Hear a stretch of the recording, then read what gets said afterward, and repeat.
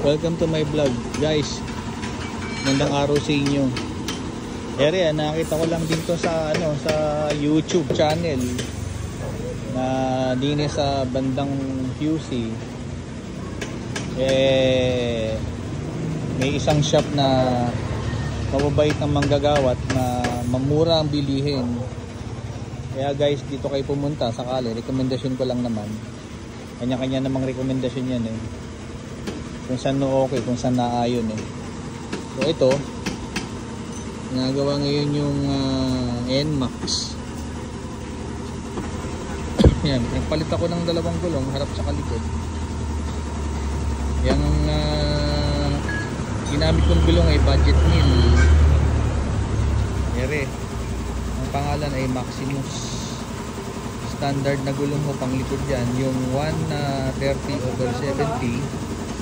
Tapos yung pangharap naman ere, yung pangharap ay 110/70. So yan, halos hindi raw po nagkakalayo ito sa beast tire na sinasabi nila. Sinubukan ko rin itong tatak ng gulong na ito. Ang alam ko ay Maximus. Baka naman ayan, sinabay na rin ho yung flyball dun sa manibela ko dahil naramdaman ng mga mekaniko na may salyada.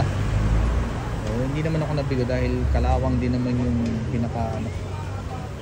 pinagkakapitan kalawang na rin. So yun lang. So guys, dito lang po yan sa may Quezon City. Ayan. Bahala na kayo maghanap kung saan yan, pero alam ko sikat na tong lugar na to dahil marami nagpapagawa dito. Yun lang guys, and maraming salamat sa panonood.